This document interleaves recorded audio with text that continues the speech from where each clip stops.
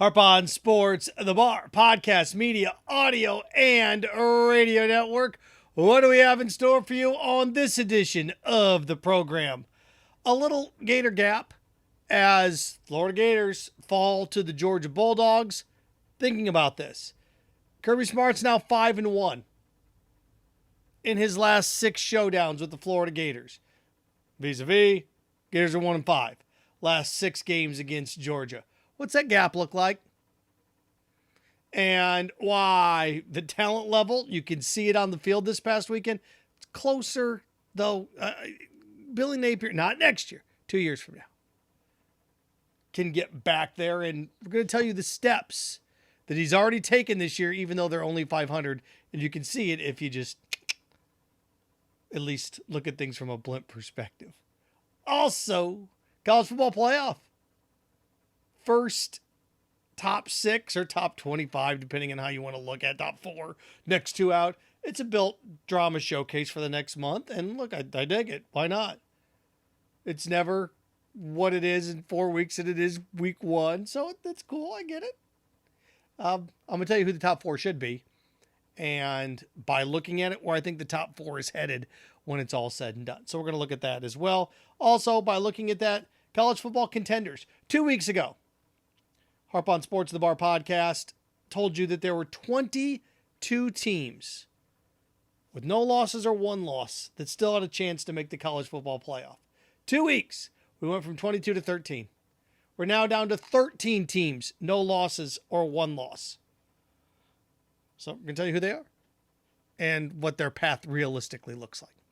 Again, Harp on Sports, the Bar, podcast, media, audio, radio network. Follow, share, like, subscribe at Harp on Sports Twitter, at Harp on Sports Instagram. Auditory route, Buzzsprout, Spotify, Apple Podcast. You can hit us up as well. Harp on Sports Facebook page, Harp on Sports, the YouTube channel, and of course, harponsports.com. Okay, where to begin?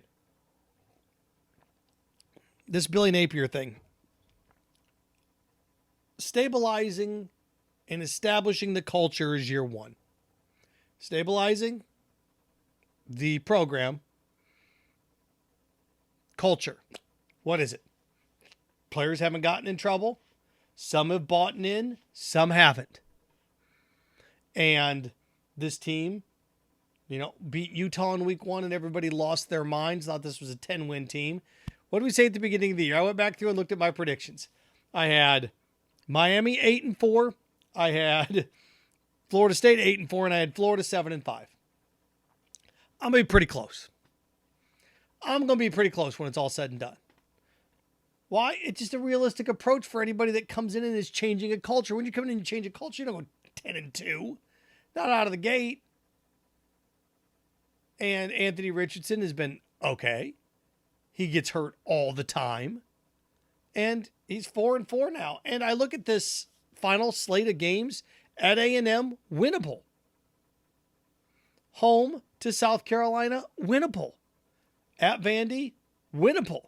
At Florida State, winnable. This team can go 8-4. This team can also go 5-7. Vandy's the one that they're going to win no matter what. I shouldn't say no matter what. Vandy's the one they're going to win. But you screw around, and this team could go 5-7. You bet they could lose to A&M and then be clawing and scraping against South Carolina here. You bet they could. But where they are right now, I think this is a 7-5 football team, which puts them where? In Vegas? I see different projections. Vegas, Las Vegas Bowl against Washington. Okay. That's probably going to be an 8-4 football team they go up against. Or could end up in the Gator Bowl. I've seen that too. Could play the likes of Notre Dame. That'd be interesting. So we'll see. Could he play Minnesota in the Gator Bowl? Oh, okay. I think that's where this year is, and that's fine. That's fine. And, I think that he's a good football coach. He's a solid football coach. I tried to write down a couple things here. What he reminds me of, or at least who I take a step back and go, okay, he reminds me a little bit of like this. He reminds me a lot of what Brian Kelly was doing at Notre Dame when he started. Come in. All right, we can, from what we had with Charlie Weiss and what we had before that, talk Tyrone Willingham, he's on the field, off the field. Got to combine those things. Took him a while to stabilize it. Now, recruiting is a big thing. And where Billy Napier is right now, I was looking, depending on what service that you use, he's anywhere between 8 and 12. That's okay. He needs to be, no, he doesn't. Billy Napier needs to be in a top 12 recruiting class this year. Because if you're a good football coach, the whole coach 'em up thing, if you have, and look, really what's the difference between 6 and 11, right? If you can get in there, or 6 and 12, if you can get in there anywhere between 8 to 12, if you're Napier, think about where you would feel if this Florida team finished this season ranked in the top 12. You'd be pretty good with it, right? So that's that establishment of a class. Okay, when you're in years past, when you're back at 18, 22, you're back there floating around. It's tough to get those guys up into a top 10 recruiting class. Here right now, Florida has a better recruiting class than Oregon, right? Tennessee, Southern Cal, Ole Miss, Illinois. I'm giving you teams that are legit title contender or conference champion contenders. These are all top 20 teams. So I know expectation. Georgia, got to get up there. Alabama. Yeah, but you can't do that yet. The Florida football program is a program right now, and everybody wants to run a 6-minute mile. I'm going to run a 6-minute mile. Well, if you're huffing and puffing at 8:20, you got to work your way up to 6. In Florida right now is somebody that's 15, 20 pounds overweight that's running an 8-minute mile. Well, we got to get to 7.5 before we get to 7, before we get to 6.5 to 6. You just can't run out there and do that. If you're going to bench, I'm going to bench 250 pounds. Okay. You just can't go out there and do it. You're going to have to work up to it, build up to it. So, like I said, what Billy Napier is doing this year, if he can go 7-5 and get to a bowl game, get a chance to win, have a top 12 recruiting class, that's a successful season. That's a good year in year one. And then it's incremental moves, right? So, you look at the 7-5, maybe an 8-4, 9-3 next year. That's how you start to build this thing. You win games that last year, you look forward a year and look back and say, okay, we can win the Kentucky game this year. Coming up here, we beat Utah. Boy, beating Utah out there is going to be a challenge. It's going to be a team that could lose to Utah next year and still be a better football team. It just takes time to do this. There's no quick fix. It's like getting back in shape. It's like, like remodeling a house. It takes time. Try to do all this stuff in a day? No way. He's got to put himself in position. And that's what he's doing. He's establishing, again, year one, stabilize the program, set a standard of culture. You'd have top 10 recruiting classes, you should have a top 10 team. Top 12 recruiting classes, coach them up, there you go. It's when you have top 5 recruiting classes and you don't end up ranked is where you have problems, right? I think as long as you have a top 10 recruiting class, you have a chance to compete for a national championship. You do. So we'll see. So here's where we are with that Gator gap. Look, Georgia thumped them, pulled away. Florida's competitive in the fourth quarter. It reminded me so much of Dan Mullen's first year. It's going to take some time. All right. Pivoting from that to this. College football playoff. We're going to get our first poll. I like that they wait till like the first week in November. It would be funny if they did it all year. Everybody would lose their minds. But now you've got a little bit of a formula. We have 6, right? 6 unbeaten teams left. 7 teams with 1 loss. I went through and did it for you. 2 weeks ago, we talked about this. What are we going to do this chaos? If you want chaos, you want everybody to win. Chaos is created by teams winning, not by teams losing. Upsets create chaos. No, they don't. Winning creates chaos. Why? 2 weeks ago, we had 22 teams with no losses or 1 loss. Think about this. 2 weeks ago, we had 12 teams that hadn't lost yet. I think 13 teams that hadn't lost yet. 2 weeks ago. We had 22 teams, 1 loss, no losses. Now what do we have? We're down to 13. In the span of 14 days, we went from 22 teams that were undefeated and 1 loss down to 13. And after this weekend, we're going to be down to 11? Every week, there's about 2 more that go away. And then at the end, you're debating 3 1-loss teams for the 4th spot. That's how this works. It's really how it works. So I went through and looked at it. Your Power 5 conferences. Look, there's no Cincinnati this year, or at least Tulane's got a loss, but nobody's cracking the top 4 from the non-Power 5. So Clemson, undefeated. North Carolina, a loss. ACC. Clemson got to play Notre Dame in South Bend this weekend, too. Pac-12. USC, UCLA, Oregon, all with a loss. Big 12, TCU undefeated. And TCU may have the best chance of going undefeated of any of the teams that are left. Ohio State, Michigan, Illinois from the Big 10. SEC's got 4, which is amazing, considering all these teams play each other within their own divisions. The big marquee matchups haven't collided yet. We haven't had Ole Miss, Alabama, 1 loss undefeated. Those 2 teams. Georgia, Tennessee, undefeated. So we're starting to get to that, where we had like Penn State, Ohio State last week. So those are your teams. Those are your 13 teams. Those are the 13 teams that can be in those 4 spots. So as we sit here, oh my God, we have chaos. Not really. We got 13 teams, 4 spots. And we know Clemson and North Carolina have to play each other. USC, UCLA, and Oregon all have to play each other. TCU's kind of the one that's sitting out on the wings. And I think they have the best chance to go undefeated just because of what they have coming up. They still have to go to Texas, but every other game other than that, they'll be at least a 7-point favorite. Ohio State, Michigan have to play each other. Michigan, Illinois have to play each other. And I mentioned the other one, so this chaos is not going to happen. You never have chaos. Ever. It happens by 5 undefeated conference champions. You can't have that, can you? No, because USC, UCLA, and Oregon, at least one of those have a loss. You'd have 4 undefeated conference champions, and that makes it easy. So, everybody want chaos. You get to it by multiple teams keep winning. We keep winning. Not teams keep losing. Teams keep losing. You start knocking them off one by one. So what do we have? Well, I don't know in terms of 1-loss clashes, but we're going to have Alabama and Ole Miss playing. That's automatically going to take you down to 12. I'm trying to think of every scenario that you can get to. USC, UCLA, Oregon have to play each other. That's going to get you to 10. Michigan has to play Illinois. I guess if Illinois could beat Michigan, they would each have a loss then. Ohio State. Michigan could then beat Ohio State, but Illinois would then have to play at least one team with a loss, right? So that gets you to 9. It's possible at the end of the year, the way this plays out, there's no scenario. The fewest of these 13 that you can have with no losses or 1 loss is 8. 8. Just because of the matchups that are left here. So you have 13 teams with no losses or 1 loss. The fewest you could have at the end of the year with no losses or 1 loss is 8. So now you're debating 5 teams for 1 spot. That's best case scenario. That's no upsets. That's just the law of transitive properties. This happens. That's just teams playing each other. Those 13 are going to cannibalize themselves down to 8. If everything goes perfect, which it won't.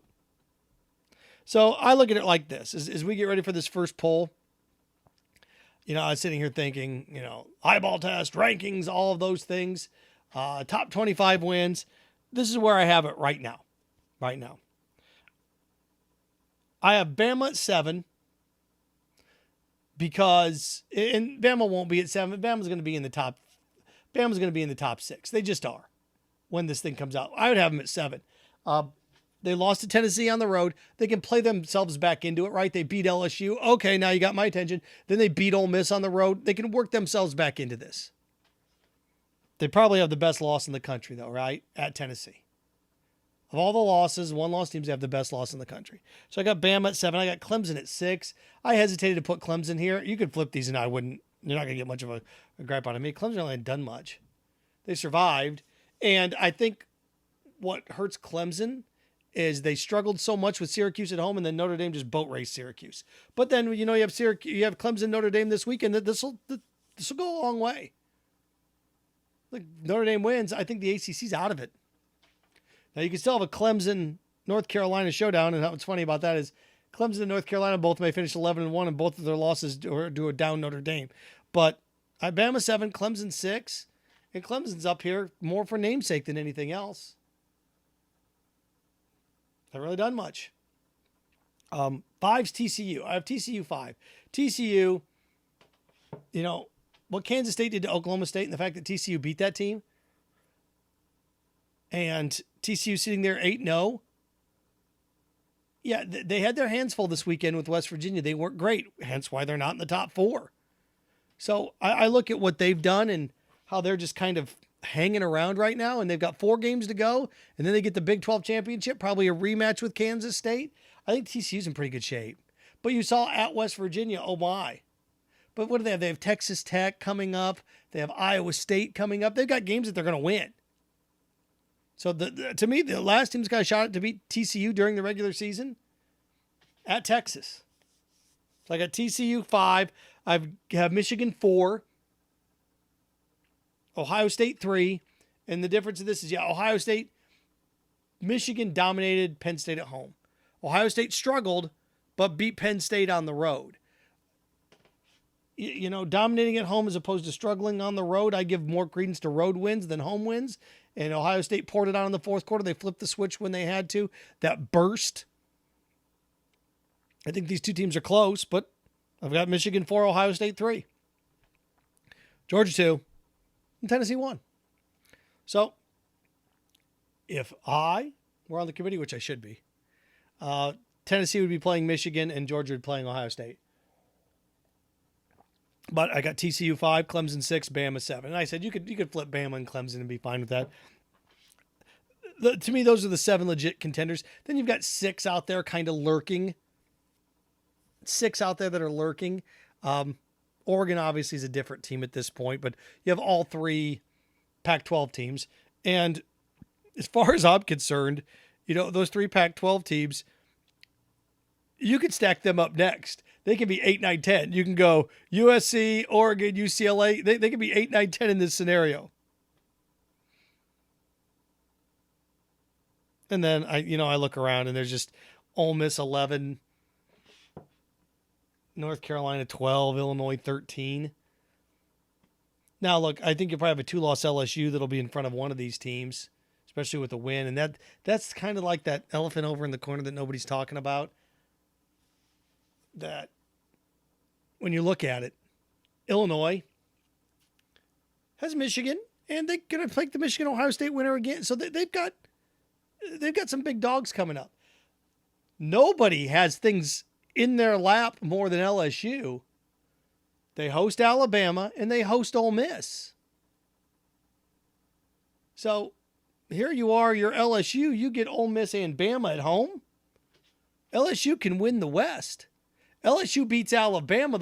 Alabama's done. LSU beats Alabama this weekend. Alabama's pretty much done. Because remember, one of LSU's losses is to Florida State out of conference. So LSU beats Bama. They'll have a 1-game lead on Bama and have the head-to-head. So basically, they have a 2-game lead on them. Boy, that's interesting, isn't it? This time, Alabama can be out of the SEC West running the first week in November. We'll see. Really quick, we've got a month to go in the college football season, 4 or 5 weeks. And I think there's about 6 guys that can win this Heisman right now. I think there's about 6 guys that can win it. It's so interesting to me. You got the guys that are kind of out there lurking on the outside. Is Duggan from TCU? His numbers are very comparable to Hendon Hooker. So, boy, if TCU goes undefeated, he's going to be right there in the thick of things. I don't think he can win it just because those other guys are going to have big clashes on national TV. Ohio State's playing Michigan. Of course, you're going to have Tennessee and Georgia, and then maybe Tennessee and Alabama again. And Hendon Hooker's going to have that stage in front of him. Bryce Young's going to have that stage in front of him week in and week out against marquee opponents. What's going to hurt Duggan at TCU is that they don't have that stage. So right now I've got these guys I think are, got Duggan at TCU, quarterback, Hendon Hooker, CJ Stroud. Hooker, 2,300 yards, 21 touchdowns, 1 pick. CJ Stroud, 2,300. He's thrown for 40 more yards. CJ Stroud he's got 29 touchdowns, 8 more touchdowns, 3 more picks. Can you imagine sitting there going 29 touchdowns and 4 picks? I don't know. That guy's got 21 and 1. It's just extremely impressive. And the guy that I think can make it interesting when it's all said and done is Blake Corum. Running back from Michigan. Why? He's got over 1,000 yards. He's got 14 touchdowns. So, you look at it from this perspective, that dude ends up with about 1,900 yards and 23, 24 touchdowns at Michigan. They're undefeated. He's going to be right there in the thick of things too. But the issue that you're going to have here is, you got two SEC quarterbacks, a Big Ten quarterback and a Big Ten running back. That's 4. TCU quarterback 5. I think that's probably about it. And CJ Stroud's really going to have to get moving. CJ Stroud's fine. Bryce Young's going to have to get moving here. 1,900 yards, 18-3. He just doesn't have those numbers right now that the other guys have because he missed a game. So if CJ Stroud can have like one of those 350-yard passing, 100-yard rushing, 4 touchdown performances against LSU, bam, here we go. That's how I lay that out right now.